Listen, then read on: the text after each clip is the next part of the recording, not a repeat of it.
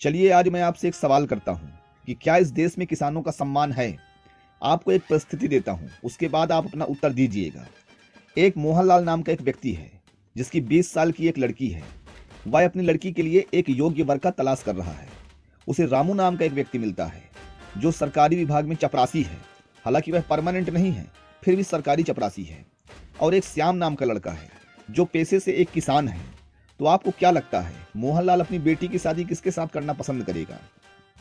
बिल्कुल विश्वास के साथ कहा जा सकता है कि मोहनलाल अपनी बेटी की शादी एक चपरासी से करना ज्यादा पसंद करेगा, बजाय कि वह अपनी बेटी की शादी एक किसान के साथ करे। मेरे प्यारे मित्रों, किसानों की यही इज्जत है इस देश में। किसान होना लगभग बेरोजगार होने के बराबर ही होता है। लेकिन जिन किसानों का इतिहास में बहुत सम्मान हुआ करता था, उनकी आज यह स्थिति कैसे हो गई? तो इसके पीछे भी एक महान इतिहास है। हमारा देश एक समय बहुत ज्यादा गरीब था। यहाँ की करोड़ों जनता जो थी वो भूख से मर रही थी। तो सरकार ने निर्णय किया कि खाद्य सुरक्षा बिल लाया जाए। उसके अंतर्गत उन्होंने जो भी खाने पीने की सामान थी, अनाज वगैरह, उनकी कीमत को इतना नीचे कर दिया कि गरीब से गरीब जनता उसको खरीद के खा सके। बहुत अच्छी पहल थी भाई। भूख से भी कोई मर रहा है तो उनको भोजन उपलब्ध करवाना सरकार का दायित्व था। यह जो सरकार ने इनके मूल्य को गिराया था, वह आज के जमाने में भी उतना ही है। वह उस लेवल से ऊपर उठ ही नहीं पाया।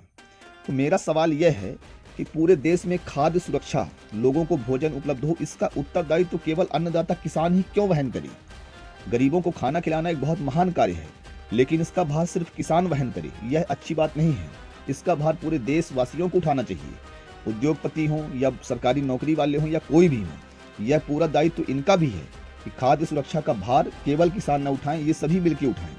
तो ऐसी हमको योजना लानी होगी कि खाद्य सुरक्षा का पूरा दायित्व, जो हम बहुत कम मूल्य देकर किसानों से जो उनके अनाज खरीदते हैं, उसमें सुधार किया जाए, ताकि किसान आज के ज़माने के हिसाब से एक सुंदर जीवन, एक सुविधापूर्ण जीवन जी सके।